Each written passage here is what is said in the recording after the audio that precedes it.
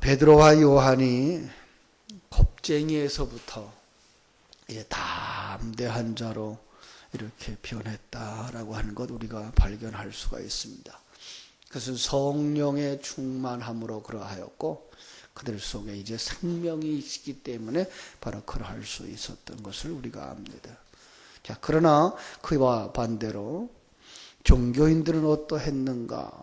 이제 공회에 잡아오는 그런 일들을 우리가 볼 수가 있습니다. 우리도 말씀을 나눴습니다마는 바로 그것은 세상을 상징하고 있는 자들이죠.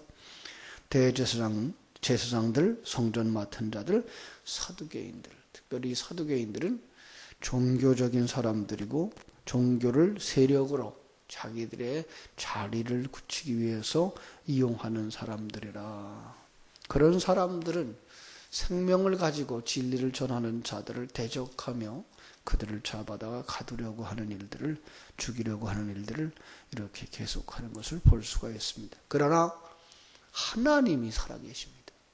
하나님이 그 일을 하시는 분이시기 때문에 하나님 앞에서 그들이 승리할 수가 없습니다. 그래서 우리가 여기서 가질 수 있는 것, 어제 저녁에 나눈 말씀과 같이 우리는 승리를 확신할 수 있고 우리는 반드시 하나님이 계획한 바대로 하나님의 사람으로 완성되어지며 하나님의 나라에 들어갈 것을 분명히 믿는 사람들이 되는 것입니다. 이것이 뭐예요?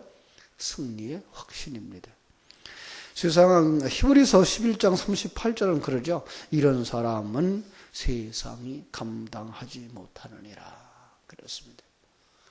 하나님의 생명을 가진 자들, 세상이 덮을래야 덮을 수가 없고 세상이 가릴래야 가릴 수가 없습니다. 핍박이 와도 그리고 그들을 갖다 옥에 가두어도 결코 굴하지 아니하고 사자굴에 던져도 불구덩이에 던져도 결코 그들은 패하지 않습니다. 이 세상의 사람들의 눈으로는 그들은 패하는 것처럼 보이고 망하는 것처럼 보일지 모르지만 바로 하나님은 그렇게 해서도 그를 완성시키시며 그런 현장을 통해서도 복음이 흘러가게 하시는 것을 우리는 역사 속에서도 많이 보아 알 수가 있습니다. 참으로 그들이 이 베드로와 요한의 담대함을 보고 놀랄 수밖에 없었죠. 저 평범한 사람, 범인이라는 말은 죄를 범한 사람이 아니라 평범한 사람이죠. 저 어부였는데 아무 랍비 교육을 받은 적이 없는 그들이 이 복음을 정리해내고 있는 모습, 아주 논리정연하게 자기들에게 설명하는 그 이야기에 어떻게 할 줄 몰랐던 것을 알 수가 있습니다. 신학적인 공부, 아마도 이 랍비 교육을 받았다고 하는 사람들, 유대교의 신학이죠. 지식이죠. 지식이 뭘 못 이기는 거예요? 생명을 못 이기는 거죠. 그렇습니다. 여기 지금 베드로와 요한은 하나님의 생명을 가지고 큰 관점을 가지고 사건을 보는 사람이에요. 그런가 하면 지금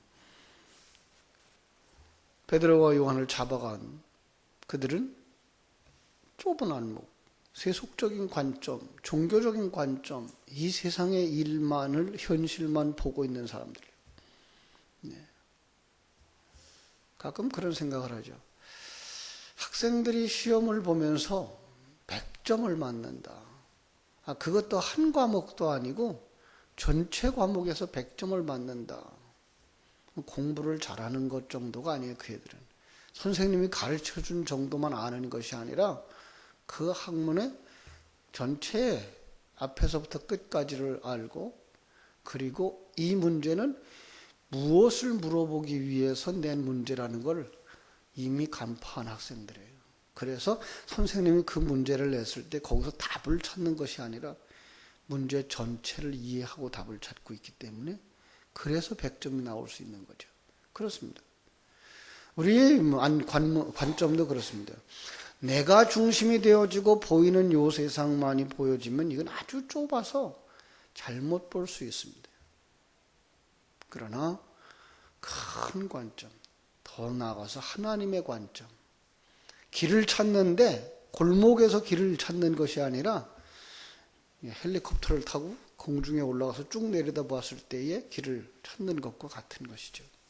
바로 생명을 가진 자들이라는 말은 그런 것입니다.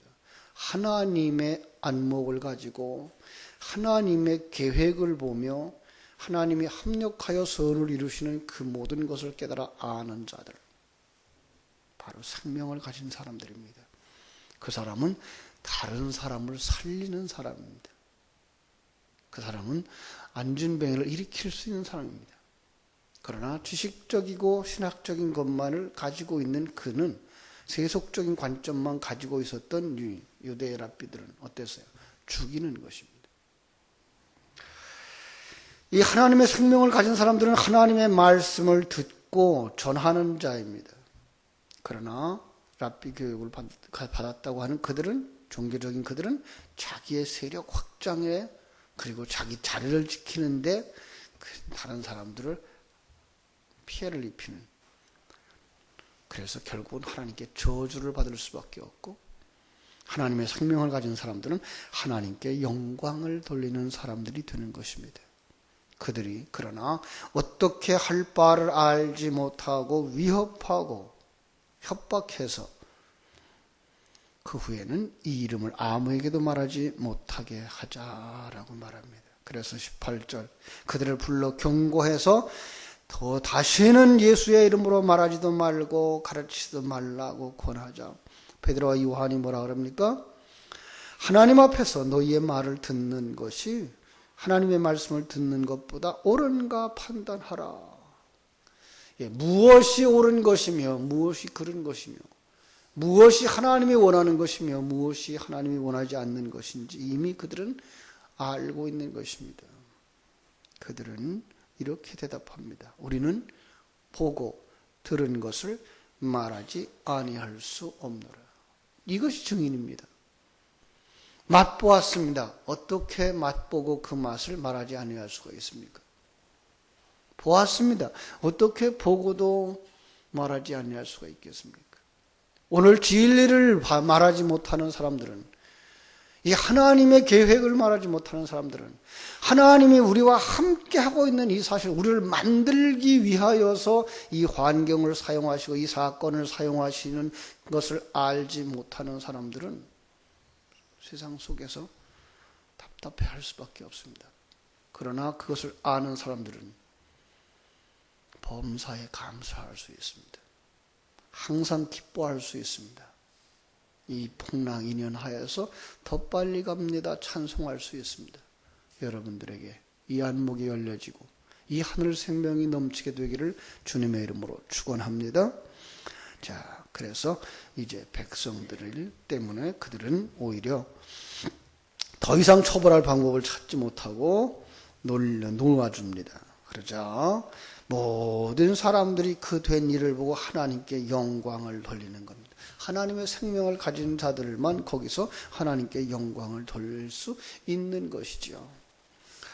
자, 사도들이 놓였습니다. 그리고 그 동료들에게 가서 제사장과 또 장로들의 말을 다 알려주자 그들이 한 마음으로 하나님께 소리 높여 이르되, 대주제여 천지와 바다와 그 가운데 만물을 지으신 이시여, 또 우리 조상 다윗의 입을 통하여 성령으로 말씀하신 바를 바로 이루신 하나님이십니다. 찬송합니다. 그들은 하나님을 알았다는 것입니다. 지식으로 아는 것이 아니라 이 지식이 그들 속에 생명이 되었다는 것입니다. 그래서 그들은 하나님 앞에 이 생명을 살리는 기도를 할 수 있었던 것입니다. 생명을 가진 자들의 기도를 우리는 여기서 볼 수가 있는 것입니다. 그들은 하나님을 아는 자들입니다.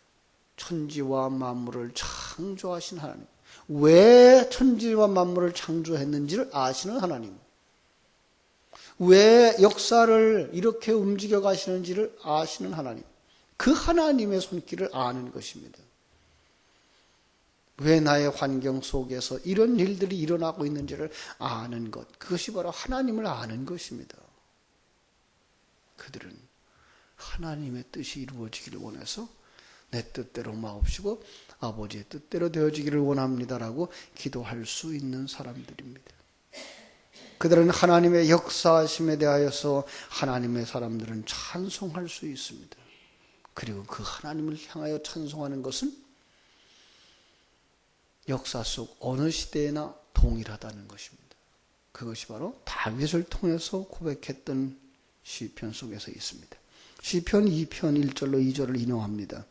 어찌하여 열방이 분노하며 족속들이 허사를 경영하는고 세상의 군관들이 나서며 관리들이 함께 모여 주와 그의 그리스도를 대적하는도다. 세상은 하나님의 역사를 대적합니다.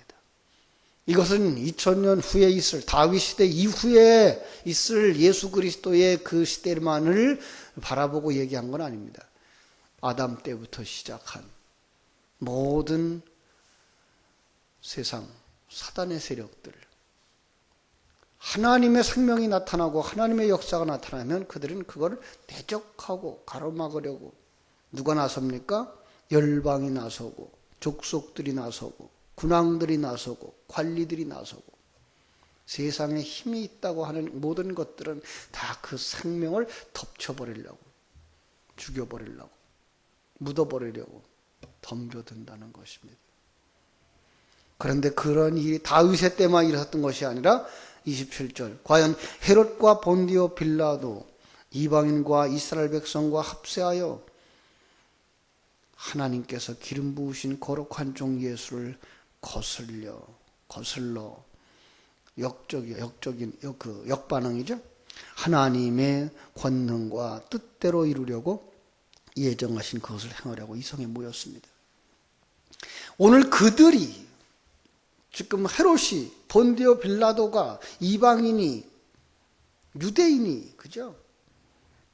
이 생명을 덮어버리려고 모였습니다.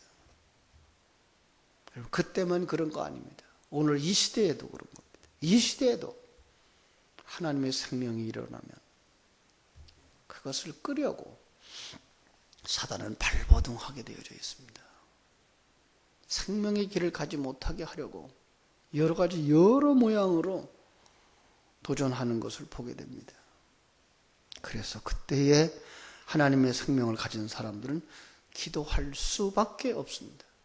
기도하고 있는 모습 봅니다. 주여 이제도 그들의 위협함을 구워보시옵고 또 종들로 하여금 담대히 하나님의 말씀을 전하게 하여 주시옵소서.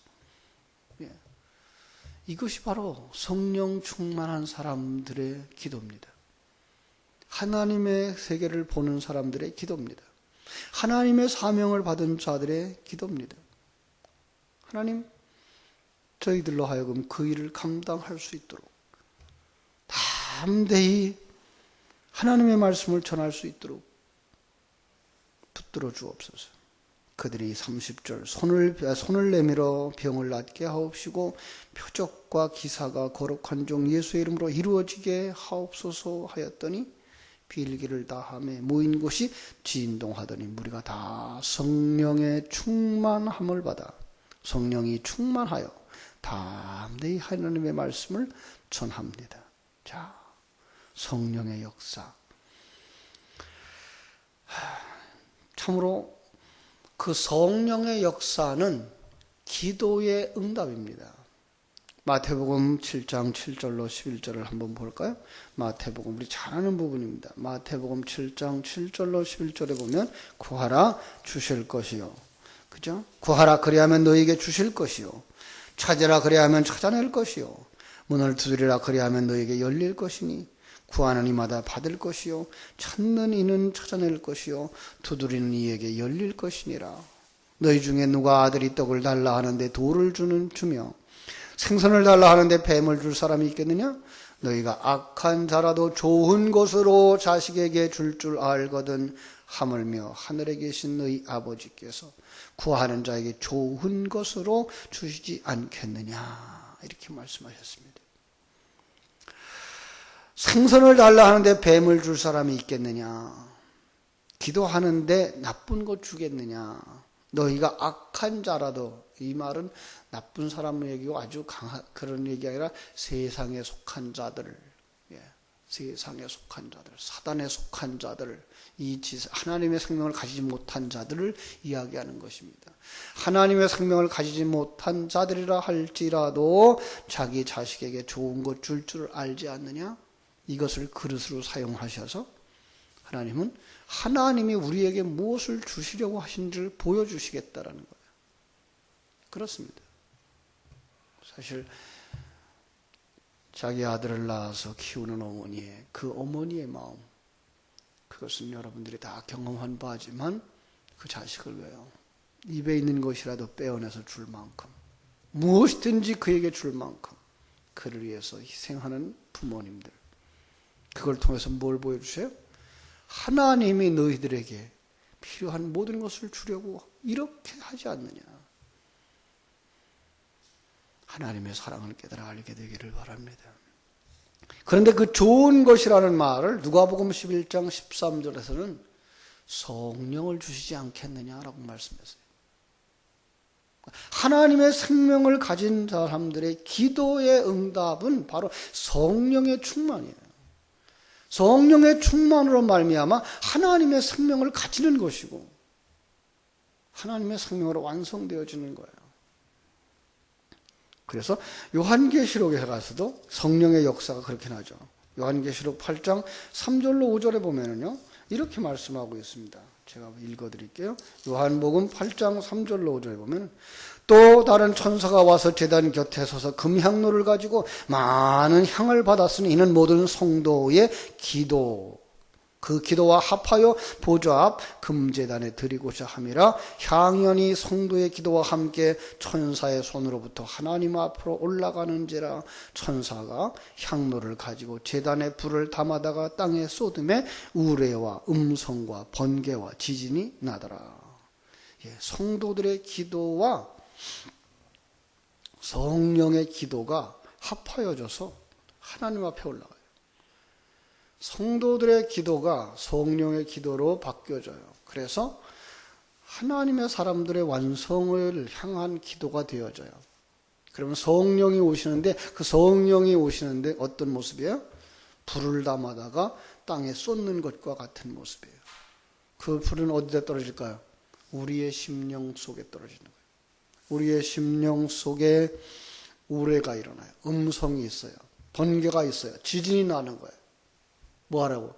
옛사람 벗어버리게, 옛사람 무너뜨리도록. 하나님의 새 생명이 애국 같은 옛사람에게서부터 나오도록 하나님은 10가지 재앙을 애굽에 부어넣으신 것처럼 바로 우리 속에 성령으로 말미암아 깨닫게 하시는 거예요. 성령의 역사가 일어나는 곳에 생명이 살아나는 거예요. 그것은 바로 해방인 거예요. 그것이 바로 기도의 응답인 거죠.